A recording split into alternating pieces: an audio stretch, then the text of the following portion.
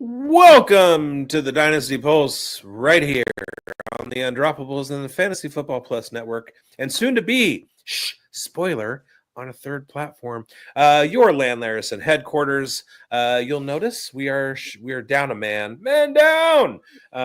We are without Mike Lindbergh. Greinberg is on assignment.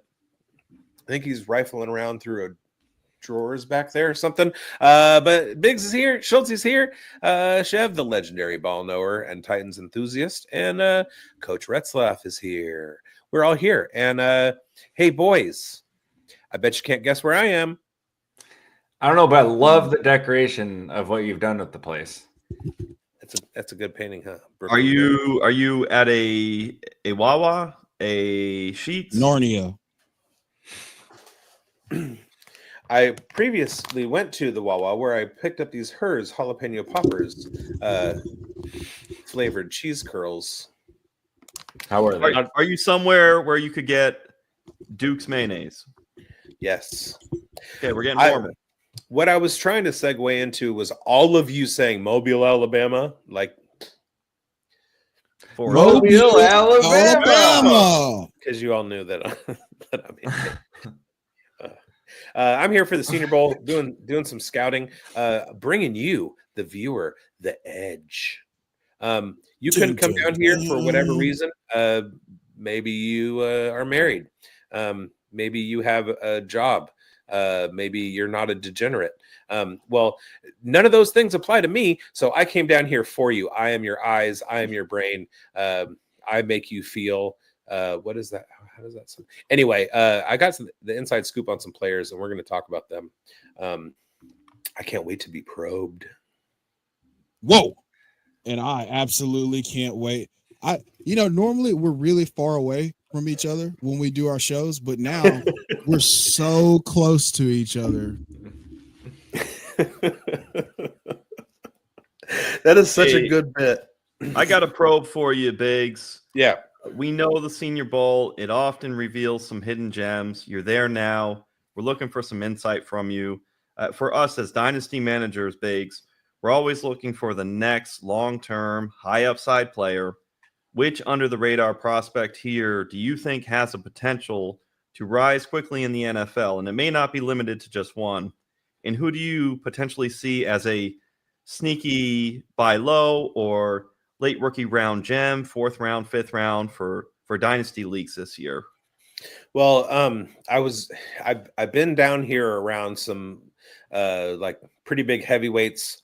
Derek Brown, D-Bro is down here. Cody Carpentier is down here. Theo, I was here with Jason Allwine is here. A lot of guys. But I'm gonna throw my name out there and say that I'm the guy to watch. I'm the one who's rising out of the Senior Bowl class that you're gonna want to keep your eye on. I am the one who knows. Damn right. You were talking about players. Yeah, I have quite a few. We've talked about some on the show before. If there's anyone that I'm gonna say came out of the darkness, it's Elijah Arroyo at the tight end position. Here's a guy that I didn't know his name on Monday, and on Tuesday he was absolutely the talk of the place. He was doing things on the field that were like blowing people's minds. And there was pretty much a consensus on the top 4 tight ends. And now I don't know if I would draft any of them over Elijah Arroyo, just depending on landing spot and scheme fit and things like that. Obviously, like I'm still really in on the guys at the top. But Elijah Arroyo absolutely planted himself in that top 5. So you got to say what? Tyler Warren. We love Harold Fannin Jr. on this show. Colson Loveland. Gunnar Helm. In around 4 to 5. Royal starts to Gunnar Helm is in the conversation in the top 5, and I have Oronde Gadsden Jr. there myself. Although that doesn't seem to be the consensus. I'm a lot higher on him than other people are. But yeah, Elijah Arroyo is right there. So I heard that Mason Taylor, son of Hall of Famer Jason Taylor, put out pretty well. Future Titans defensive coordinator Jason Taylor? Absolutely not. Some tea got spilled. and it's not on the Nextdoor app. Mm. Mm. Mm. I mean, that's what I was hearing. What'd you see? What'd you see on, man? Such a good scoop, man. Better than ice cream. How about Mason Taylor? And any word on him? Where did he stand out? I don't know who Mason Taylor is. Oh, he's the LSU tight end, right? You know, I wasn't. The tight ends were separate for the most part, and when they were in the same sets as the running backs and wide receivers, they weren't getting the reps. So that was more what I was focused on. There were individual, like not 3-on-3, but like they would have individual reps, maybe 2 quarterbacks and 2 tight ends with like 2 linebackers on them or 2 safeties on them or whatever. And there might have been some sets where Mason Taylor was the other guy with Arroyo, and I just didn't notice him, or it could have been in a different practice session and I was focused on something else. But there were some people who were focused on him that said that he had a really good camp, or a really good series of practices. I know Ray GQ really liked what he saw. Yep. But I noticed there were some sets where there were, I want to say, 4 LSU Tiger helmets, like all right there in line. And that was the most I saw of Mason Taylor. Now, Bigz, for players who they're trying to change the narrative, who do you think there's some players who change the narrative in the most positive direction for themselves? Be it quarterback, running back, receiver, tight end, be it 1, 2, or 3, who jumped out for you who really flipped the script for themselves in their favor? It depends. It depends on like what narrative you're going with. Because my takeaway from Jackson Dart was he was exactly what I expected to see and didn't fall out of anything. There were other guys that in the narrative maybe were ahead of him that fell below him. Yeah. But he walked out there and he was just the Jackson Dart that I expected. He looked good. He was poised. He was like hitting his windows. He was on time. I expected to see all that. There were some guys where I was really wowed by how poor they were throwing. Dillon Gabriel probably was the best passer that I saw. The problem with him is he's 5'10", and that doesn't lend itself to long NFL careers. Bryce Young might be one of the exceptions to that rule. Kyler Murray has a little bit more get up in his game, but Dillon Gabriel's got to do a lot more than be a good passer to overcome his height. At running back, Trevor Etienne looked, I think he, this is in my eyes, he played himself past the DUI narrative and past the transfer portal narrative out of like, should have declared as a junior. Who else? Wide receiver. Nobody really fell off. Jalen Royals looked good, but also he has been recovering from injury. So I think he looked better than should have been expected. And then my big sleeper running back, Bashal Tootin, disappointed me the first day. Oh, I just thought of another one. Disappointed me the first day. It looked like, so when you watch people do reps, sometimes you see like the sense of urgency. He looked like he was going through the motions. So he's supposed to do like, step over the pads and then kind of take off. And it didn't look like he was giving 100% effort. And then I was talking to a guy who was a knower, and he was talking to Tootin's agent, and apparently he was practicing at 80% coming off an injury. So then Tuesday he looked a little bit better. He's fantastic in the pass game. Like, he's a do-it-all guy. 5'9", 211 were his measurements that came out. Or 5'8", 6. Sorry. And that was like, I was like, okay, so like that looks good. The biggest disappointment of the entire show for me was Xavier Restrepo. He did not look like he was an athlete. He looked like one of us had like gotten a uniform on and was trying to like run routes and make cuts and stuff like that. Just heavy feet. Not a lot of explosiveness. Made me wonder like why I just kept hearing his name during Miami games over and over and over again. And you consider he's undersized, so he has to have that athleticism already in his favor. So yeah, you're one. I've heard some other people talk about that as well. That really is disappointing. He was somebody who was trying to show short, intermediate, and deep what he can do in blocking. So it sounds like it's stocked down on him. How about for quarterback Jalen Milroe? What was the consensus on him? I have a Franken comp. Okay. All right. So what if you had Colin Kaepernick's throwing ability, Justin Fields' body, and Spencer Rattler's head? Then you would be Jalen Milroe. Quarterback. Yeah. Huge deep ball. Somebody was talking about him yesterday and comped him arm-wise to Anthony Richardson. Last year, I want to say that the hardest velocity at the combine was Milton at like 68 miles an hour. Some gun at the Senior Bowl had Milroe at 74. Okay. I was reading about this on Twitter.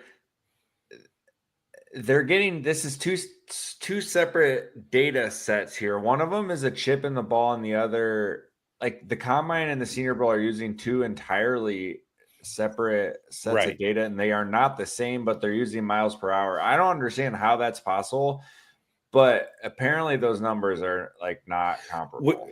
And that's fantastic, actionable information, Schultzy, because when it gets to the combine and he throws the ball and it's 65 miles an hour and not 74, it's going to put it in better perspective because now, to be fair, there were some, short passes 4 or 5 yards off the line of scrimmage that he was throwing to tight ends who were body catchers. And it was an audible thump, like that you could hear in the stands. So, I mean, he throws the ball hard and like he threw some really nice deep balls. But watching him try and throw balls in the flat areas, I think I counted, there was a series of 5 or 6 reps. And granted, this is in context. He wasn't being asked to do anything more than like line of scrimmage throws and behind the line of scrimmage throws. But past the line of scrimmage, he was 1 for 2 and then sailed a couple balls and like on screen passes and skipped one. And it was just a horror show. And that's what reminded me of Colin Kaepernick. Like anything medium in and he's all over the place. But if you need him to zip a ball on a line at like a 7-foot level, like a dart, like he's perfect for that. And then there was one deep throw that he made that I tweeted about on Player Profiler that was caught by TCU's Jack Besh, who made a pretty nice play on the ball, kind of came back to it and made like an acrobatic catch or whatever. Other than that, like he was disappointing. There were a lot of drills where he held on to the ball too long, and Riley Leonard did the same thing. Riley Leonard looks like all he ever wants to do with the ball is run. Sounds about right. Yeah. It sounds like Ollie Gordon's stock went real high, and he's crystallizing towards the top of the 6 through 10 tier and maybe pushing. I thought I heard maybe you say he could be even higher. What's your impression on Ollie Gordon? So he looked the most the part. That was another thing with Dillon Gabriel. Like when you watch the team huddle up and Ollie Gordon is like towering over Dillon Gabriel. I don't want that as my quarterback. I'm 6 foot tall. I don't want a quarterback shorter than me. But yeah, Ollie Gordon, like you look at him and he's a massive boy. he came in at 233 pounds, which is a little bit short of what Braylon Allen did last year. And he looks like his feet are there. I mean, this was the kid of all time in 2023, and he had a down year this last year.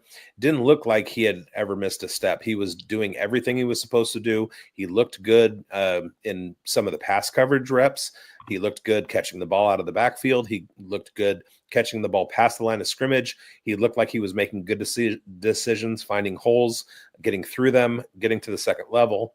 And it was one of those things where it's all confirmation bias, and but you don't want to see him slip. He didn't slip. Hey, that's excellent, and it's good key information. And Dwayne McFarland always talks about past fantasy performance can indicate future fantasy performance as a strong indicator. Sure.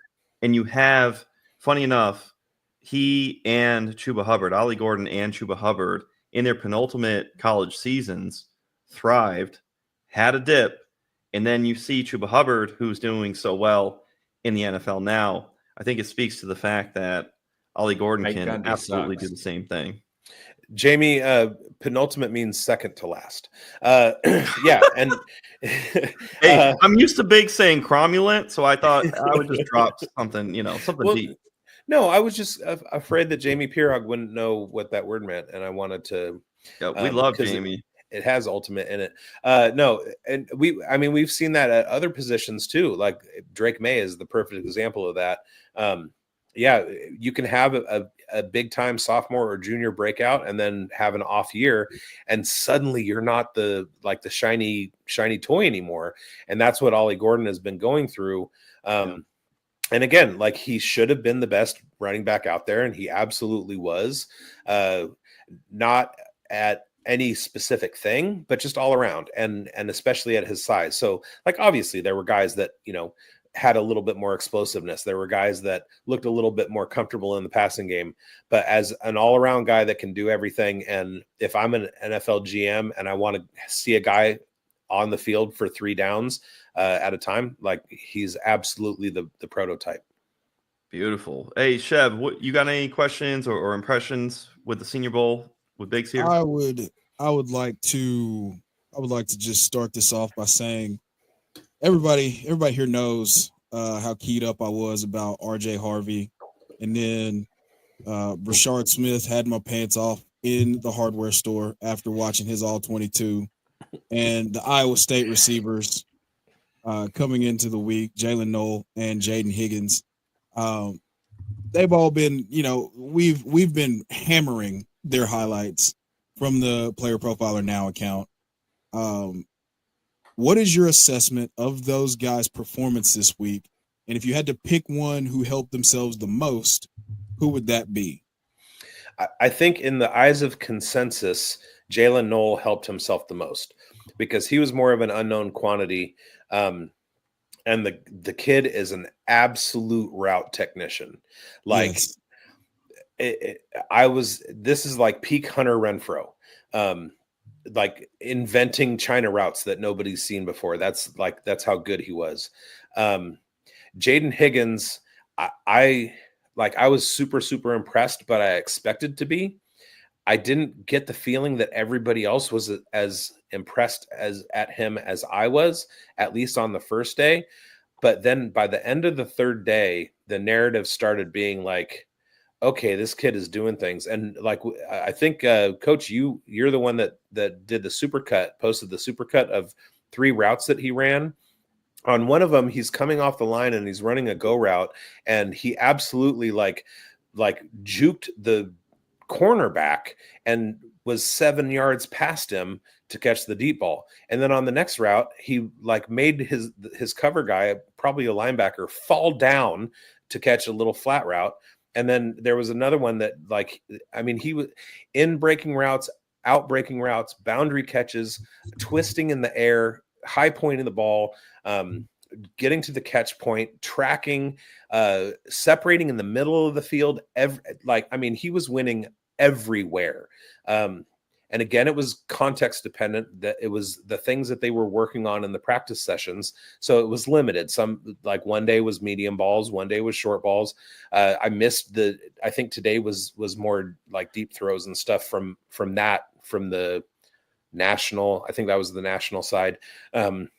But dude won everywhere. And he was the only one that was doing that. Like, there were guys who were winning deep, but dropping shorter passes. There were guys that were, catching like little in-breaking China routes and stuff like that, or out-breaking China routes, catching slants, but then not like tracking the ball very well. He did everything, absolutely everything. So if there's one guy that I saw, not in this class, but one guy that I saw at the Senior Bowl, that no matter where you line him up and no matter where you put him on his route tree, he's going to win, it's Jaden Higgins. And he's 6'3", 270. Are you talking about Jalen Noel or no, Jaden Higgins? Oh, I had moved on from Jalen Noel. I comped him to peak Hunter Renfrow in his route running. He's a little guy. He's going to be a slot receiver. If he puts on 25 pounds of muscle, he's going to be Amon-Ra. But Jaden Higgins is your outside X that can do everything that Mike Williams does. He can do everything George Pickens does. He can do everything that Justin Jefferson does. And he's 6'3", 217. And he's making like high level cornerbacks fall down. So who do you think Higgins would be a compliment to from in a receiver room? Like maybe a shorter Megatron. I don't know. The potential is that, like I said, he can win everywhere. There wasn't anything that he couldn't do on the field. When he lined up in the slot and he was like running routes in the middle of the field, he was getting separation. He was beating people. He was beating people with footwork. He was beating people with body position. He was beating people with his catch, his jumping. He beat people all over the place. So the follow-up question to that, Bigz, would be, which one of these guys would you have, if you had to choose right now based on, just kind of what your own leanings were prior to this, and then adding what you've seen this week into it, would the answer to who would be the most relevant for fantasy in 2025, would that be Jaden Higgins also, or would you pick someone else? I mean, it would have to be Jaden Higgins. Somebody who I don't know who it is. I forgot who is, but he got called out for stealing all of FF Coder's data and then repackaging it for his own tweets. He released a thing today that was based on first downs per route run and some other metric. And Jaden Higgins was number 2 in the class behind Tez Johnson. Now, Tez Johnson is 156 pounds. Right.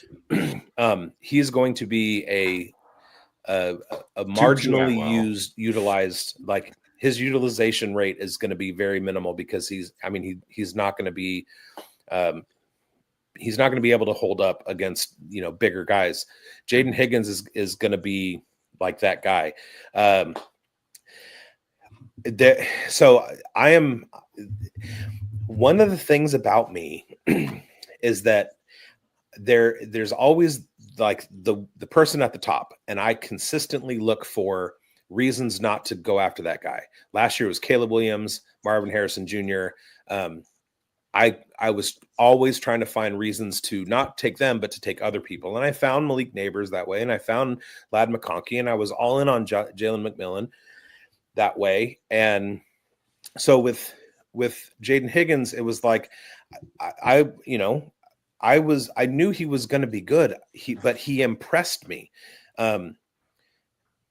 If it came down to it, and I had like somebody took Tet McMillan before my pick, I would love to grab somebody else and then grab Jaden Higgins later and double up that value. Like that's position wise, like he's that kind of player.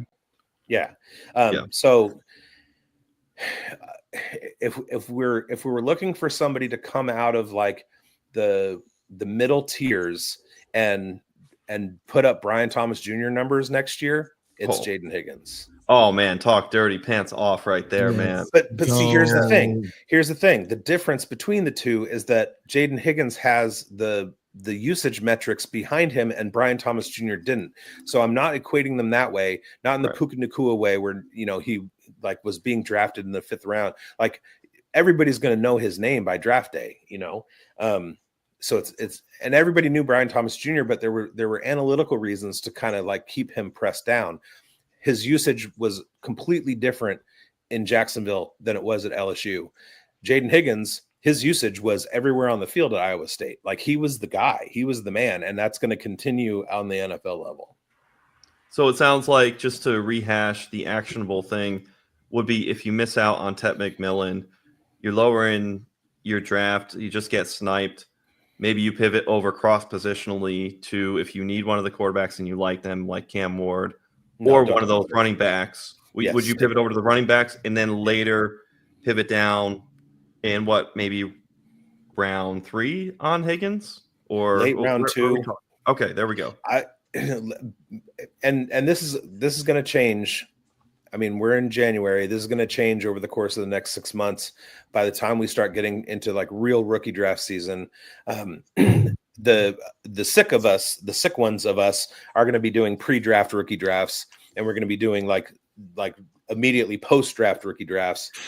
But for the casual dynasty degens, when they're doing their drafts in August, or if you're drafting in the fishbowl in June, don't wait too long, because by then everything's going to be out on, like, everybody's going to know who he is. He was so impressive. The casuals will miss the roller coaster ride and the meteoric rise of Jaden Higgins. Just be like, well, I heard this guy was pretty good. I mean, he went as a 3rd round pick and he's been dominating in training camp. So, I mean, I think that guy was pretty good. And we're all going to be like, yeah, you idiot. We know. We've been here the entire time. That's why the coffee's cold. And there were guys last year, Jamari Thrash, Malachi Corley, who they had the analytics behind them. Their landing spot hurt. They didn't have great combines. The scouting season wasn't kind to them, whatever. And they kind of fell through the cracks. And then you have guys like Jalen Polk, who were like, they were pumped up like throughout the pre-draft portion. And they went way too high in the rookie drafts and stuff. And I think Jaden Higgins is going to be right there in that area where Jalen Polk was. And the kid from Cincinnati, rookie from Cincinnati. From last year or this year? Yeah, from last year. Yoshivas? No. Rookie wide receiver? Yeah. Jermaine Burton? Thank you, Jermaine Burton. Oh, yeah. I was thinking University of Cincinnati. I was thinking University. I was like, they didn't have a receiver last year. No. So where Jermaine Burton and Jalen Polk were going last year, Jaden Higgins is going to be going there this year, only he's going to perform.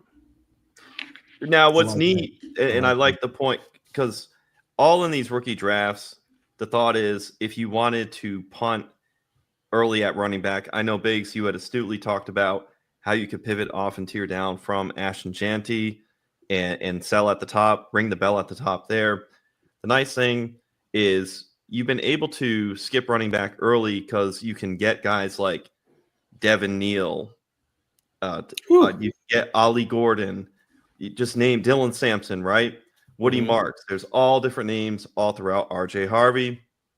And it's kind of nice to get this intel and this information on somebody like Jaden Higgins, where it's like, oh, hold up.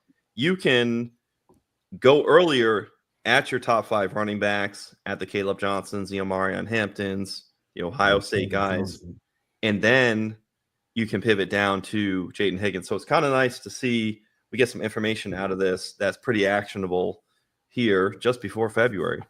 Now, I won't have a problem with, and I would happily take Jaden Higgins at the top of the back end of the first round.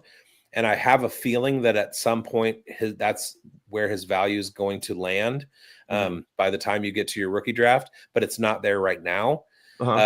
As it stands, if he is in the back half of the second round or the top of the third round, I might find myself from I don't know, probably 1-5 to 3-1, taking nothing but running backs. Is that just because you can go out and get Jaden Higgins?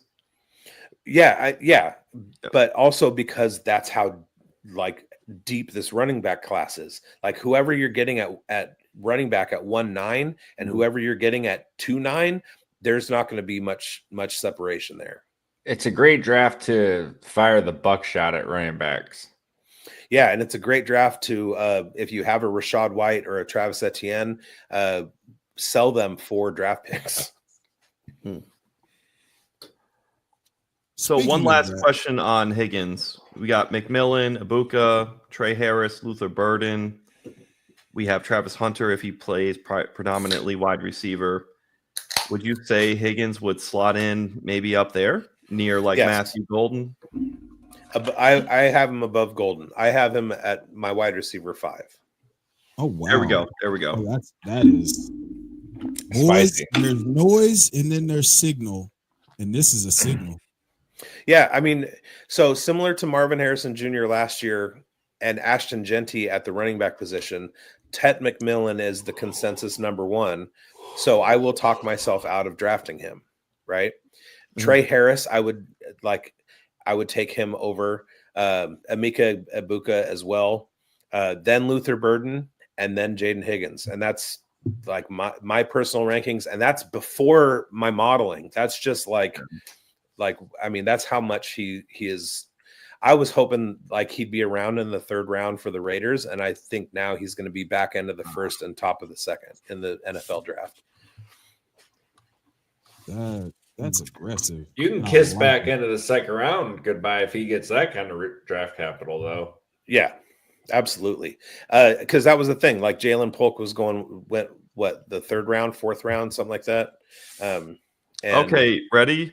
On the big board 2025, Jaden Higgins, PFF rank 55. That would be round 2. Is that right? Yeah. Okay. Back into round 2. Wow. Man, it happens quick. Yeah, life comes at you fast. And again, I mean, this is only a guy that I was keyed in on. I should find. We are full now, you guys. Just to let you know, okay. I'm going into my text messaging with my son. I'm hitting search and I'm typing in Higgins. And of course, there's going to be a bunch. So there's 8 results, and the first result is.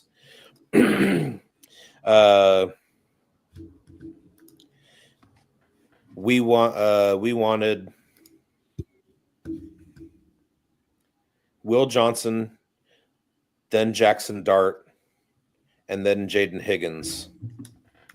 And this is a month ago. I knew of him because I watched Rocco Becht.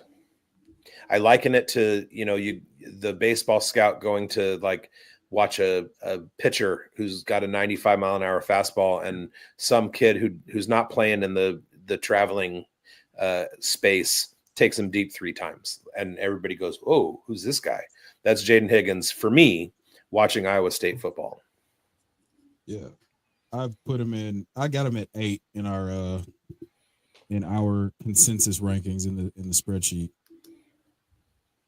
Yeah, and Jalen Noel.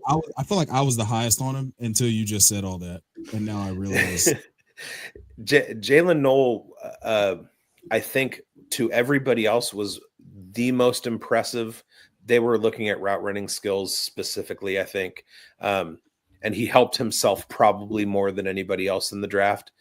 The thing is that he's not going to be a primary wide receiver for anybody. So his fantasy stock is but again, Jaden Higgins can win anywhere, and he's going to eventually be Nico Collins. I thought was a good comp for him. Yes. You're the third. You're the second person who has said that. That's not me. I was like, I see a lot of that. And I didn't want to. Obviously now, like I was on Nico going back to like 2022, and you could see like the traits were there, But then you turned on like the Michigan film, you were like, yeah, is it him? Is it Donovan Peoples-Jones? And I landed on the Nico side.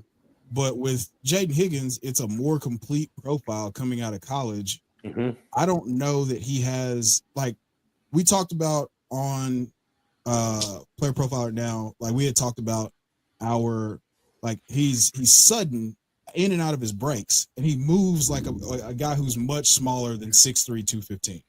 Right.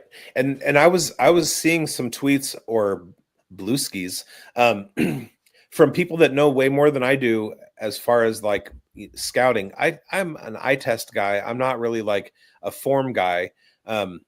Back when I played and was around coaching and stuff, there were not terms. We didn't talk about leverage back then. It was just like beat your guy. Now there's specificity in what you're supposed to be doing. So I was seeing like, watch how he uses his body to flatten out the DB and like he's doing things that are advanced. And he's not going to wait till year 3. He's not a year 3 breakout. He's going to be a rookie breakout. Yeah, I mean, he's got what you're looking for, even if, he broke out at Eastern Kentucky as a true sophomore before transferring to Iowa State. He put up 900 yards there, and then he transfers to Iowa State, has a catch in 26 straight games to finish out his career, and he becomes the first 1,000-yard receiving pair with Jalen Noel since CeeDee Lamb and Hollywood Brown in 2018. Like, it's all there. And I feel like we're going to look back at where he was going. Like I've been running a bunch of rookie mocks just so I can kind of get an idea of ADP going pre-Senior Bowl. And then we'll mock it up after this and see who moves and who doesn't. But we're going to look at this and then look at where he goes and then look at him during the season, in my opinion, and be like, how were people so low on this guy? Right. I feel like I'm missing it because there's elements of T. Higgins in his game, like the contested catch, like go up and get it. Just, hey, I'm bigger than you, and I have like a 37-inch vertical. So that ball that you thought was going to go out of bounds, it's 1st and 10 now. And so Jaden Smith is a guy, right? Isn't that a guy? Will Smith's son? No. Jaden Smith, wide receiver. Kylan Robinson? No. Keelan Robinson. No, this is Kylan. This is Kylan. Mo Edwards Jr. I'm looking at the Eastern Kentucky roster from 2022. Because there was and I'm getting Eastern Kentucky mixed up with Western Kentucky. Yeah, the Hilltoppers. Eastern Kentucky is not the Hilltoppers. Yeah, because Western Kentucky had a quarterback a couple years ago that was an absolute beast. And he transferred from Arkansas because Arkansas sucks and beat Arkansas.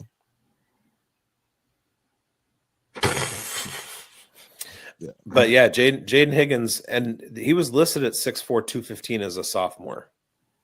Yeah. I mean, it's all the things that you would like to see are present in his profile. So I don't really understand. I mean, if you're going to hold it against him for being a senior and not being an early declare, I guess go ahead. But I'm hoping that that he doesn't get early or mid round 2. I'm hoping he doesn't get any kind of real NFL round 2 capital so that he could be a little bit cheaper in rookie drafts. Yeah. What would be fun with Jaden Higgins is looking at that spot in the draft. If he's projected Higgins for where PFF Big Board has him, things could change. But I'm looking at the Baltimore Ravens, the Washington Commanders. How would we feel for a fit there? He'd be immediately in a good offense. I think him and Terry would be scary. Ooh. Okay, you left no crumbs there. You ate. I see what you did there, big dog. But also, and hear me out, Jacoby Myers is a fantastic slot receiver, and Brock Bowers works over the middle. Trey Tucker is a wind sprinter. The Raiders absolutely could use a guy like that. The problem on is, the outside. I don't know if Shador Sanders could make all those guys I'm gonna relevant. punch you through this computer screen. Oh man! Please, we're so close together. Don't do it. The number of times that I have sent Chev the mock drafts that have Shador going to Tennessee makes my heart happy. I've never seen anybody fought against so hard by two people. You take him. No, you take him. No, you take him. I have been vehemently against the idea of taking a quarterback since we got the number 1 pick, and it feels like my front office is in. You were out before that. Me now. I mean, there were times. The number 1 pick at 5. I wanted Cam Ward at 5 when we had the 5th pick. Right. We don't have to do this right now. There's more important things we have to get to. Let's do a rookie mock draft.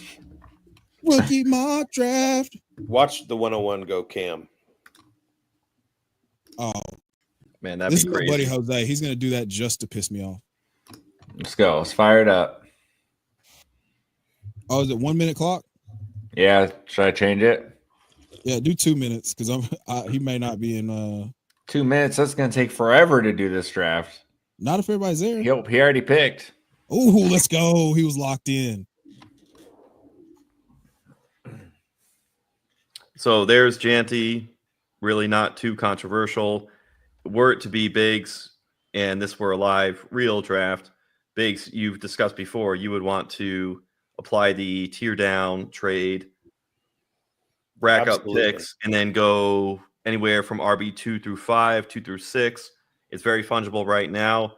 Maybe you'd be able – I wonder how far down you'll be able to scale back and get somebody like Ollie Gordon. Do we think Ollie Gordon – becomes a first-round super flex pick, or will he safely live in round 2?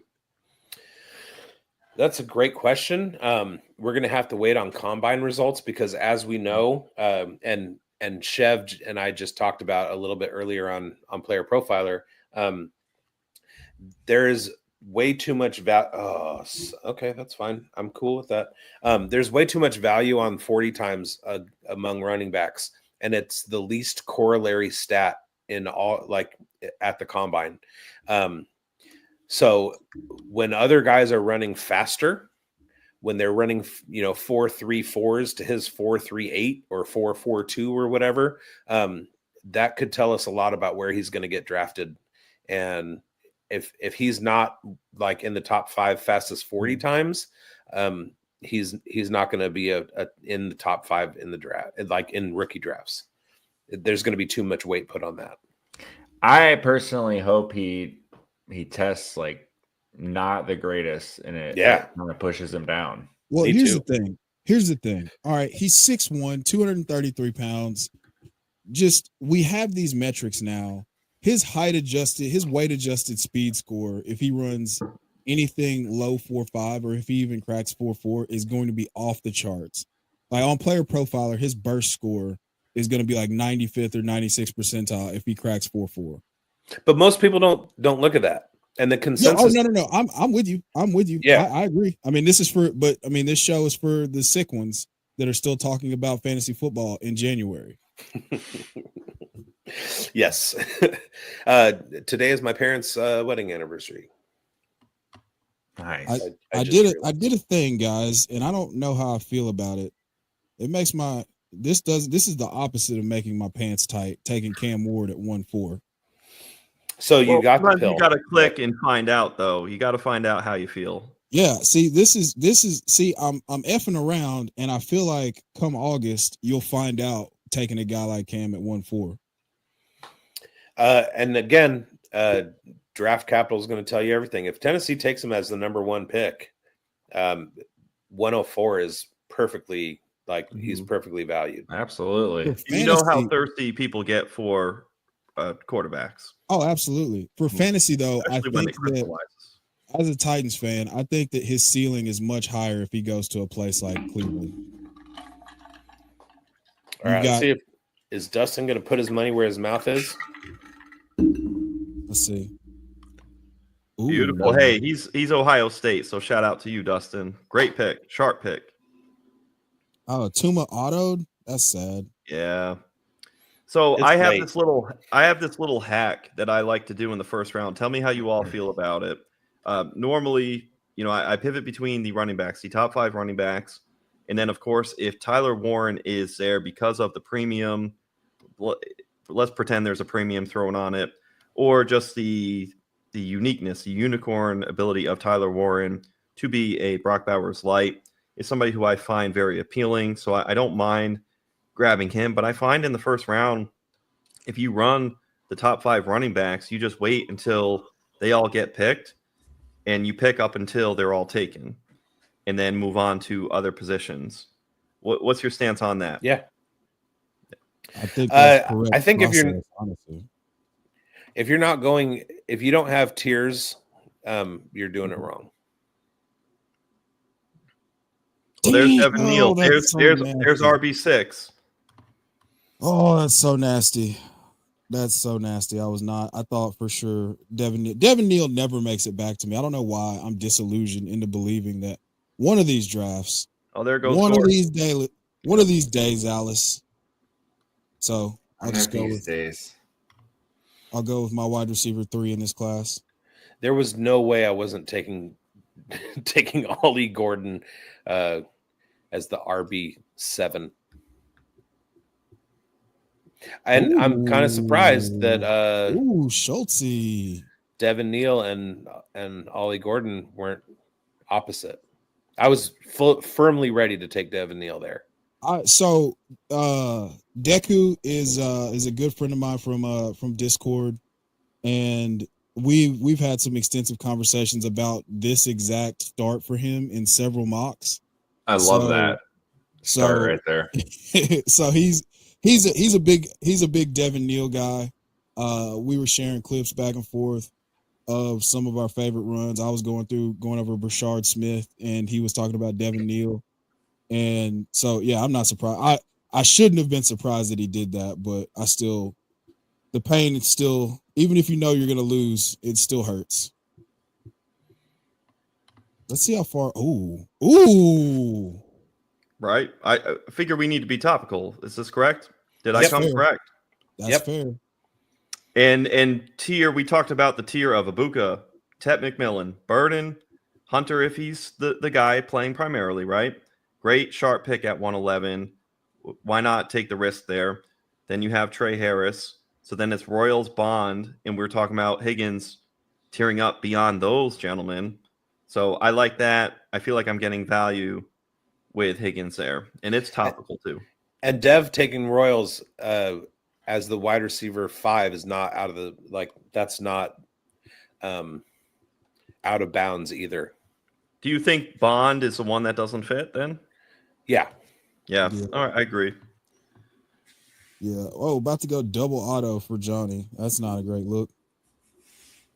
Hey, he made a very good pick with the 1-9. Yeah, I've got Bond in our rankings. I've got Bond 13. Oh, there's your guy. Why is it taking so long? There it is. Okay.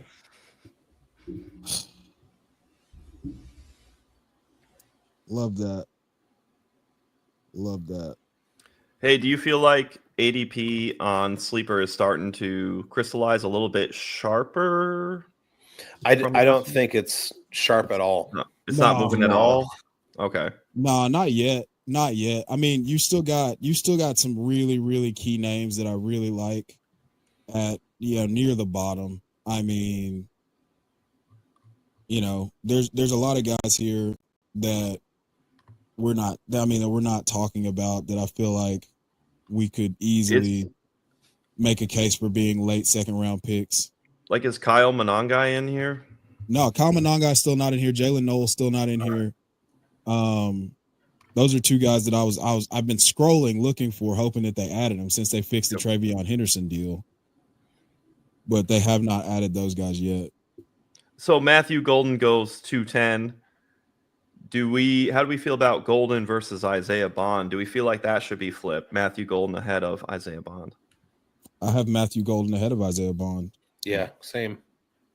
And I was talking to somebody from Texas who had the same. I mean, if you watch, obviously something was going on with something was going on with Isaiah Bond this year from an injury standpoint, but he's a slight frame guy. I mean, Schultzy, how do you feel about that? Like you're the Isaiah Bond, the resident guy who's highest on Isaiah Bond here. I've got Bond higher right now.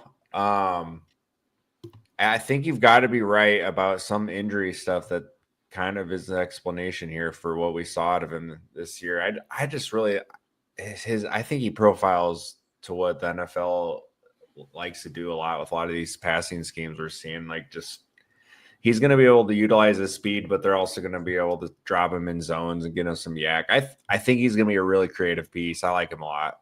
Well, you have to would you say that landing spot would probably be more it's paramount for every rookie, but especially for him being slider framed. Definitely kind of scheme up looks for him. Yeah. Yeah. Absolutely. I think like he's a guy that if he goes somewhere, I don't know, I'm not off the top of my head, but if somewhere we really don't like the landing spot, I'll drop him pretty quick in my rankings. I won't be afraid to do that because I think landing spot's big for him. Hey, how do you all feel? Hang on, I love that Restrepo just went. I'm trying to I have some time before I make my pick, but I just wanted to hit the viewers with the Okie-doke. Dynasty Pulse. So this is Devin Neal, and you're watching the Dynasty Pulse. Let's go. Love it. Hey, Damian Martinez goes at the 212. Do we feel like that's just a beautiful value pick there? I feel like you probably could have gotten him at that same pick in the third round, maybe. Really? Okay. Yeah. He's in the fourth tier for me, and along with Cam Scottaboo and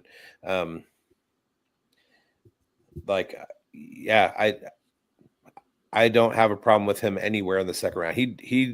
He was one of the guys that didn't jump out at me, but also didn't hurt himself. And Chev and I talked about that. Sometimes the winners are the ones that aren't losers.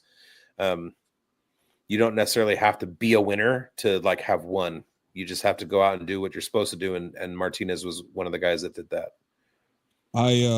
So the reason that I said you probably could get him in the second, you could probably get him in that same spot or close to it. Like RJ Harvey, I have over Damian Martinez, and Schultzy just got him 6 picks later. Yeah, that's fair. Correct. Yep. And then Dylan Sampson just went, and he's for a lot of people, he's right in that top 6. Right. There's so much. I'm anxious to see you guys' rankings of these guys. When I can get my head on straight and just figure guys out on guys the demands from all of the different platforms. Dog. While I'm not traveling, then I will preach. I keep seeing you guys doing work, and I'm I can't even keep my eyes open. Hey, it makes me think of Michael Myers in Austin Powers, where he's at the water fountain. That's your favorite gif, isn't it? Yes, man. When you're just pounding out work, that and the Heat gif, man, with Val Kilmer, man. Nobody's cooler than Val Kilmer and Heat, and I stand on that, dude. That's true. I just watched that 3 days ago. I love Heat, man. We could talk about Heat all day, man. I mean, I don't know if there's anybody cooler than Rod Kimball and Hot Rod, but that's just me. I agree. My name's Rod, and I like to party. Hey, I got a question. As we're scrolling here, I feel like there's almost not enough players to. I was just thinking that I just hit the bottom, and I was like, "Are we even gonna? Are we sure about that? Yeah, it's gonna be. There's enough. We've got 27 picks left. I mean, they have guys in here that aren't even in the draft, though. That's a problem. Jay Knott, my 2026 RB1. Yeah, Antonio Williams is back at Clemson. I mean. Is Evan Stewart coming out for sure? I don't know. Let me Google it. Oh, wait, wrong tab. Not that one. Oh. Almost. I mean, Nick Singleton and Katron Allen are coming out next year. There's I'm gonna love the value on Jaden Knott. It's very tough to see what Nick Singleton did in the college football playoffs. He would have been a core 6 instead of that top 5 tier in these running backs. Nick Singleton would have been there. Do we think that Singleton essentially just wanted to go to a less crowded backfield class? I think there's a lot of pressure from NIL and teams making the playoff and saying, let's run it back and do it next year. Because it's the Ohio State model at this point. Yep. Money. Yep. Was just thinking of Quinshon Judkins and what goes into that decision. Get a bag. And Emeka Egbuka. Preserved. Mm-hmm. Egbuka could have come out last year. Travion and Quinshon all could have come out last year, and they went back to get a natty. And we're going to see that a lot. That's where the money is. I mean, why not maximize as a running back? Why not maximize the bag that you can get? Woody Mark, great pick. Yeah, fantastic. Love that. I'll go one better. Will you now? Ooh, well, I raise you. I see that, and I raise you. Don't do it. Don't you do it. Oh, okay, that's fine. Tough.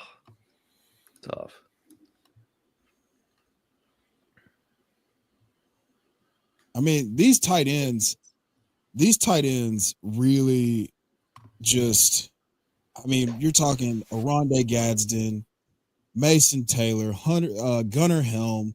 Gunnar Helm kind of is at the bottom of the list for me, just in terms of these guys. Like, you know, obviously Tyler Warren's in a tier of his own, but then you're talking about, ooh, very nice. Oh, you want to talk about that? What? My guy? Yeah. All right. Hey, Schul. Yeah. So what do you seriously though? What's he gonna run in the 40? Even though if he's healthy, it should be sub 4.35. That is moving. Man, yeah. And he's almost 5'9", about 200 pounds. There's a lot of James Cook in his game. Now you're talking that talk, and I like it. What do you think would be a good NFL team fit? You say James Cook. You see how James Cook pairs with Josh Allen. How would he apply? I think Tootin is going to be he's going to thrive in a system with, like, say you had a Ben Johnson bringing in Ollie Gordon and Bashal Tootin together. I think that kind of thing. He's not going to be the Tyler Algier to Bijan Robinson, but he's more the Jahmyr Gibbs to David Montgomery. Not that Montgomery is a good comp for Ollie Gordon, because Gordon does more, but you know what I mean. You're thinking, fill up the A gap and then a pass catching role. Yeah. Okay. Maybe Najee and Jalen Warren is a better. How about somebody if Travis? I keep thinking the scenario of who can land in Jacksonville. Travis Etienne ends up on another team. You have Tank Bigsby who covers the gap scheme, and then you get somebody else who can be versatile in the passing game. Do you think? Could be that. I've thought of RJ Harvey to be that, but another name I'd like to in asking this question, it sounds like you're in agreement, Biggs, that Tootin would be somebody that. I think RJ Harvey is right there too. I think both of them in a system like Miami would be good. I think both of them in Pittsburgh, like anywhere that they can be utilized heavily in the pass game with 70 targets. I think they can handle that. Is Cleveland. He gone yet? Or is he even in? Where is he? Is Cleveland Rashard guys here? Rashard Smith is gone. And he went in the third. Yeah. Okay. It's hard looking at the small names. Anyway, there's a bunch of those guys. Where did all my guys go? Oh, I still have one in the queue. Never mind. Ooh, I think I'm gonna do it. Want him? Oh shit! Well, looky here. Are we in the 5th round, fellas? We are, boys. What? Oh man. Oh, he said, "Oh man." How did that happen? My interview with Jack Besh, I was working on right before Chev and I went on, and I couldn't finish it and get it posted. He's not the most charismatic on camera, but the things that he says, like he's a dog for TCU, and he shouts out everybody. It's pretty cool. He's like naming guys I've never heard of, and all I asked him was how he and Savion are helping each other like progress, and he was like, "Oh, it's the best. My teammates are dogs. I love them all."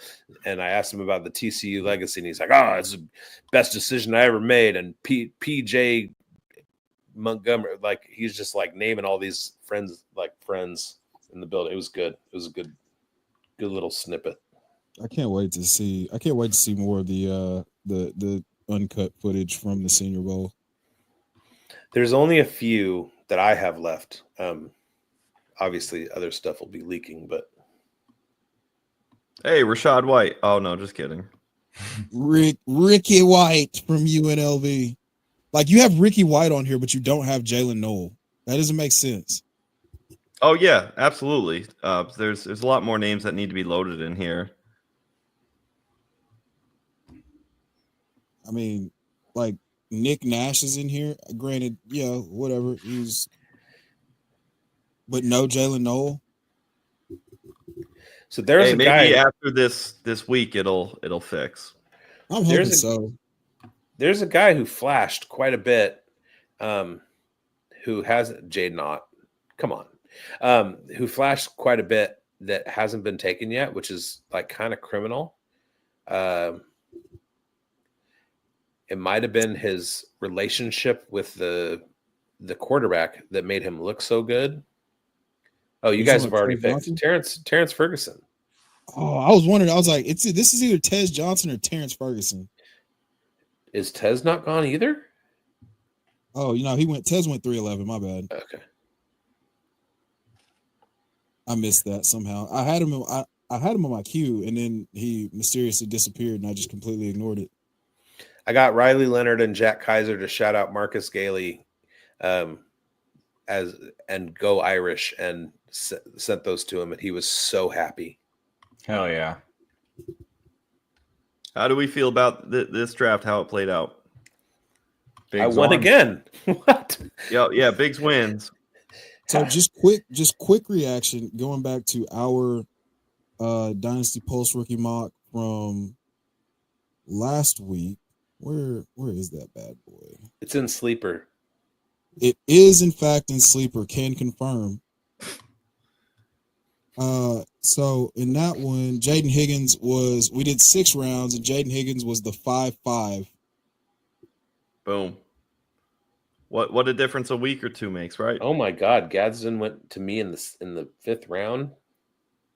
Well, I mean that's obviously we had the 6 picks. That was a little different, Right. Oh, okay, got it. Now I remember. So that's still 1, 2. That's still the 5th pick of the 3rd round with Jaden Higgins. So he's moved up 6 or 7 spots. Well, you got to think in the rotation as well. You got Arroyo, who's now in that top 5.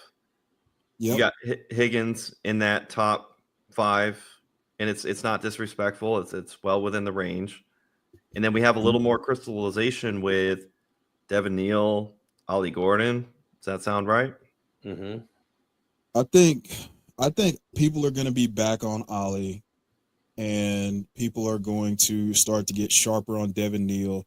I'm really happy with DJ Giddens.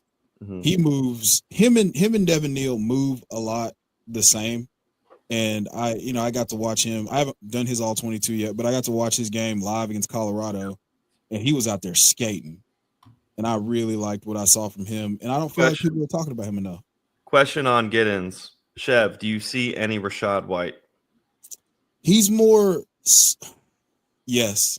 I'll just say yes, because that Arizona State Rashad White looked like a dynamic player, and I don't know what the hell's happened to him in the league, but like, right, yeah, he's moving at a speed and doing things and making cuts and covering ground that you're not really seeing at the NFL level per se. Now, granted, he did average a career high 4.26 yards per carry this year, and they shored up the line. They got Graham Barton in that offensive line, and Liam Cohen's run schemes were phenomenal.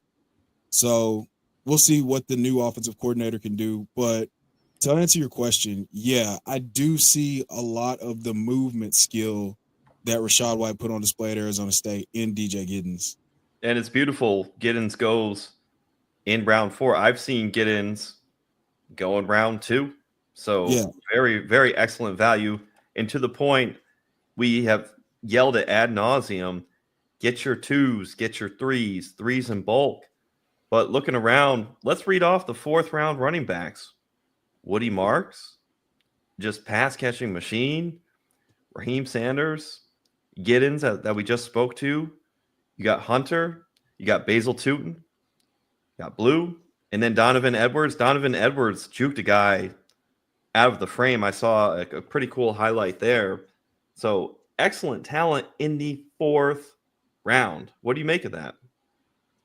That speaks to how deep the running back class is. Like, you're talking about guys like, Basil Tootin has a complete skill set. Jarquez Hunter is one of the most decorated running backs in the SEC and in Auburn history, and he's got a complete skill set. I saw a TikTok earlier, great follow on TikTok, hashtag not a sponsor, but the Joe O'Leary, Joey's Prospects on TikTok, did a cut up of all the best pass catching running backs from day 2 or 3 at the Senior Bowl, and Jarquez Hunter flashed on there. Donovan Edwards flashed.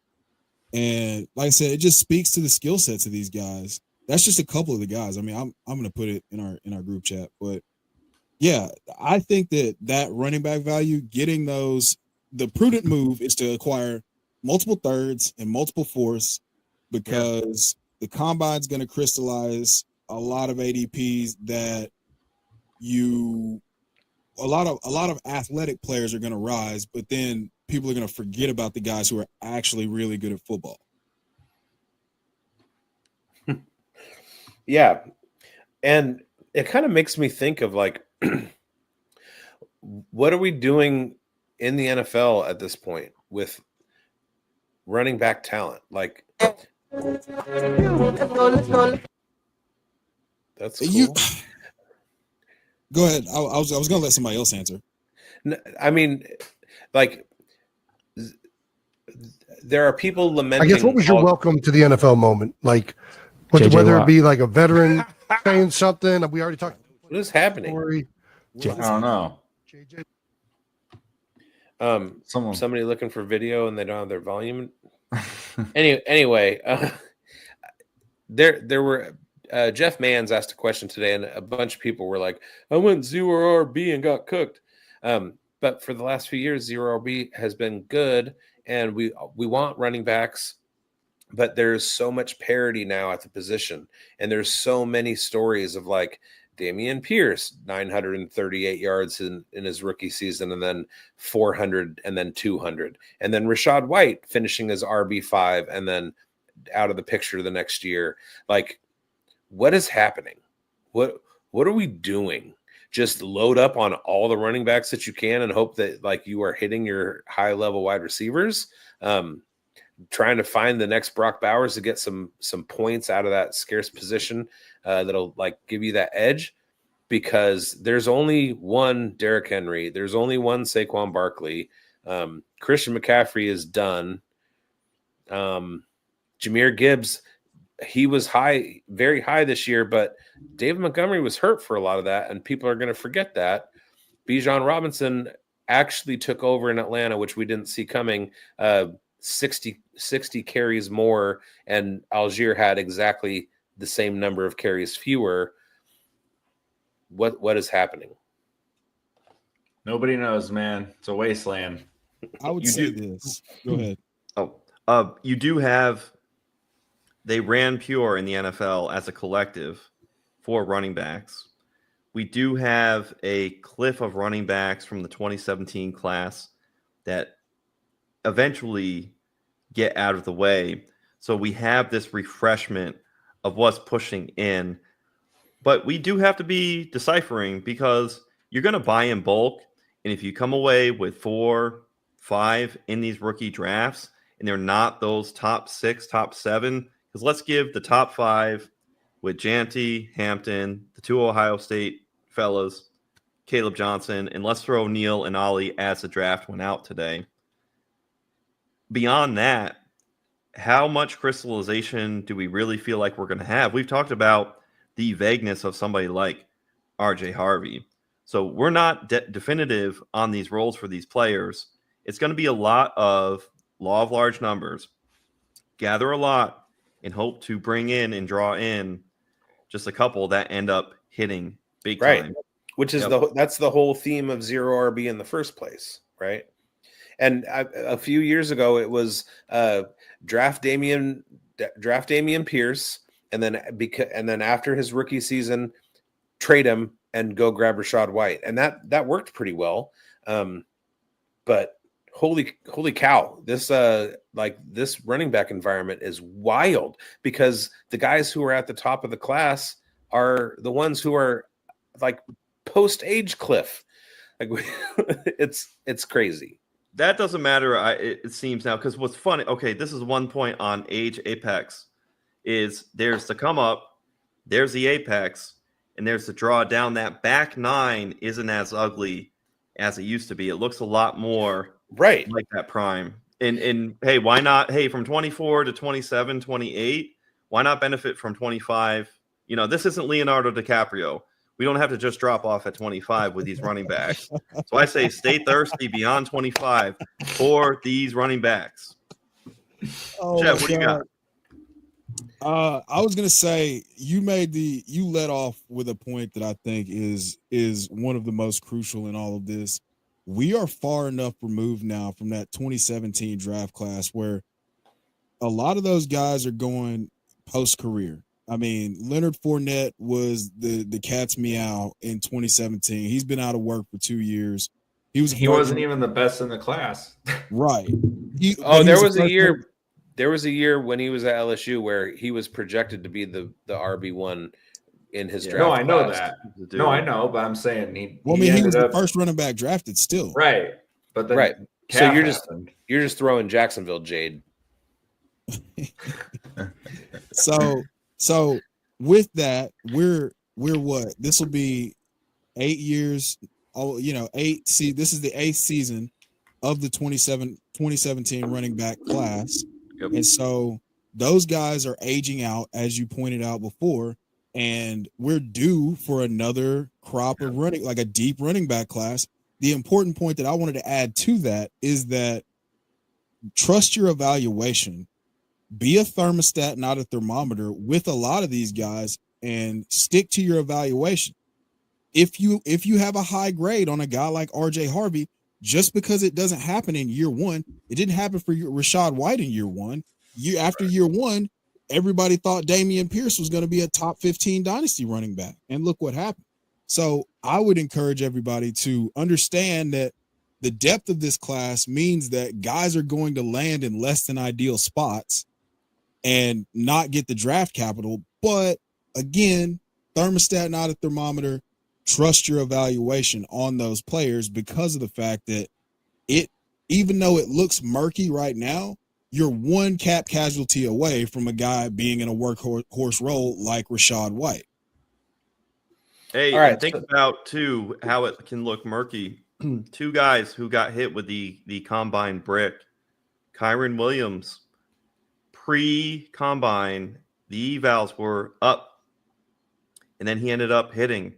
Same thing with Bucky Irving. He got hit negative on the combine, and trust your evals there. So I'm just hoping, like, who's going to be that player this year for us? Who can we take advantage of? whoever is like, who hurt their draft stock the most at the combine. That's who I'm drafting. Okay, so in my home league, right? This is my running back. This is my running back room.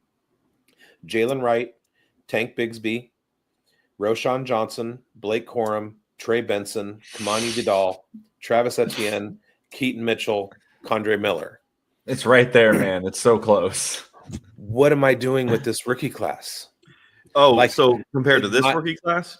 No, I'm saying my running back room is this draft class.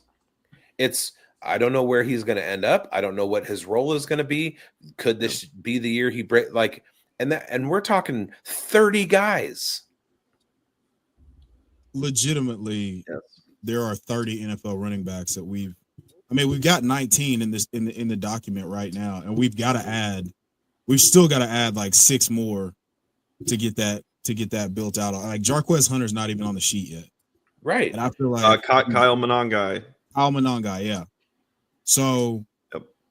like I said, I think that some of these guys are going to flame out. Obviously, that's just Not everybody's going to make it. Not everybody. Hey, look, everybody can't go. You know, the gate's not going to be open for some people, but but in all seriousness, some of you cows are going to get your hooves stuck in the grate.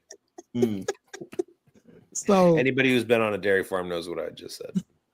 But like seriously, I if you have a high grade on somebody and they go to a less than ideal like landing spot, looking at you, Bucky, just trust the process. Stay with your deal. Don't abandon a guy who's clearly an elite pass catcher because he landed behind a guy who can handle volume and is a proven workhorse. I mean, we thought that about Cam Akers. You know, we thought that about Cam Akers going into 2023, and look at what Kyron Williams has done in the last 30 games or so. Yeah, but then we thought that there was a path forward for Blake Corum that never materialized. Hey, Right. switching over cross positionally, topical to today, right? Let's trust our evals. We've been talking about and we've been seeing the rising stock of Jaden Higgins. There's another one. He goes to a bad, poor situation. I know that somebody like Bigz is going to want to snipe on the dip in the ADP. I took him with the 2.8 today. He would bounce down maybe into the early third, possibly further. It's a fickle game, right? So maybe he gets a really bad landing spot, or he's dumped into a place that doesn't make sense to the untrained eye. To what Chev is saying, to what Bigz was talking about there, I think that's a player we talked about today. Maybe sometimes we root for a bad landing spot because then we can take advantage of some sort of a dip because long form, it's cream rises to the top. I rooted for Jalen McMillan to like go to the Buccaneers. You know what I mean? Like I was very, very happy with that because I knew you had somebody like Jalen Polk who everybody was like, he's so good and there's nobody else to throw to except for Pop Douglas. And then with Jalen McMillan, it was like, oh, he's buried behind Chris Godwin and Mike Evans. And I was like, perfect. You know, free. Yeah. Yep. Yeah, you want to go to where people aren't. And in this saturated information in the Twitter sphere where all these players, everybody knows everybody, there's almost no secret. The sleeper is a dormant term.